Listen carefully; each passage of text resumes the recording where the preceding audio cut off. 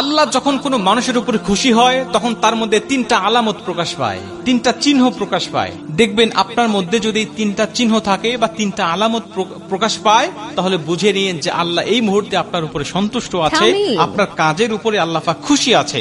অতএব এই কাজগুলোকে আপনি কন্টিনিউ করবেন। প্রথম নম্বরে রাসূল সাল্লাল্লাহু আলাইহি ওয়াসাল্লাম বলেন, আল্লাহ যখন কোনো মানুষের উপরে খুশি থাকে, আল্লাহ যখন কোনো মানুষের উপরে সন্তুষ্ট থাকে, তখন ওই মানুষকে আল্লাহ রাব্বুল আলামিন দ্বীনের পথে চলতে সহযোগিতা করে, দ্বীনের পথে তাকে বেশি বেশি কাজ করার জন্য আল্লাহ পাক সহজ করে দেয়।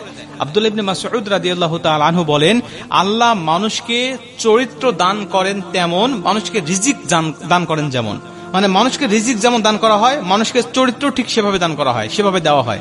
মানে আপনি যখন উত্তম চরিত্রের অধিকারী হবেন, আপনি যখন ভালো ভালো কাজ করবেন সমাজের মধ্যে, দেশের মধ্যে, তখন বুঝবেন যে আল্লাহ আমাকে এগুলো করার তৌফিক দিচ্ছেন, আল্লাহ এটা আমাকে দান করেছেন, যেভাবে আমাকে রিজিক দান করেন।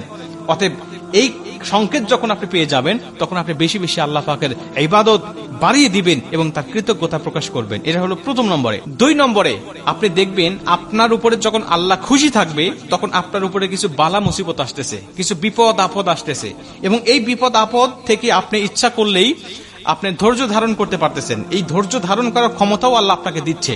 মানে আল্লাহ আপনাকে পরীক্ষা করতেছেন এবং পরীক্ষায় উত্তীর্ণ হওয়ার মতো পথও আল্লাহ পাক আপনাকে দেখিয়ে দিচ্ছেন। শুধু আপনার প্রচেষ্টা করেই ওই উত্তীর্ণের পথ আপনি কিন্তু বেছে নিতে পারেন। এমন অবস্থা যদি আপনি দেখেন, তাহলে বুঝে নিন আল্লাহ আপনার উপর সন্তুষ্ট আছে। হযরত বেলাল রাদিয়াল্লাহু তাআলা আনহুকে একবার কাফেররা প্রশ্ন করেছিল যে, বেলাল, তোমার উপরে যদি আল্লাহ সত্যি খুশি থাকতো, তাহলে তোমাকে এত বিপদের মধ্যে তো ফেলাতো না, তোমাকে এত কষ্ট দেয়, এত নির্যাতন করে, তোমাকে মারতে মারতে বেহুশ করে উত্তপ্ত বালুর উপরে তোমাকে রেখে যায়, যে বালুর উপরে মানুষ খালি পায়ে হাঁটতে পারে না, মোটা স্যান্ডেল পাই দিয়ে বা চটি পাই দিয়ে সেখানে হাঁটতে হয়, আর তুমি খালি গায়ে এখানে পড়ে থাকো, তোমার রক্ত বালুর মধ্যে পড়ে গিয়ে বালুটা ঠান্ডা হয়ে যায়। বেলাল, তোমার আল্লাহ যদি সত্যি তোমাকে এত ভালোবাসতো, তাহলে এত কষ্ট কেন তোমার? বেলাল রাদিয়াল্লাহু তাআলা তখন কি উত্তর দিয়েছিলেন জানেন? তিনি বলেছিলেন, দেখো, তুমি যদি একটা বাজারে গিয়ে একটা মাটির হাড়ি কিনতে চাও, একটা পাতিল কিনতে চাও, তারপরেও তুমি সেটা দেখে সেটা তুলে হাতে নিয়ে একটু বাড়ি দিয়ে দেখো যে এটা ফাটা আছে কিনা, এটা তোমার কাজের জন্য উপযুক্ত হবে কিনা, এটা সত্যি ভালো কিনা। তুমি এটা যাচাই বাছাই করে একটা মাটির পাতিল তুমি কেনো। আর আমার রব আমাকে জান্নাত দিবে 10টা পৃথিবীর সমান একটি করে জান্নাত। ওই রব কি আমাকে একটু বাজিয়ে দেখবে না? ওই রব কি আমাকে একটু বিপদ আপদ বালা মুসিবত দিয়ে দেখবে না? আমি তার উপর ইস্তেকামত থাকি কিনা, আমি তার পরীক্ষায় উত্তীর্ণ হতে পারি কিনা, আমি তার জান্নাতে যাওয়ার জন্য উপযুক্ত কিনা।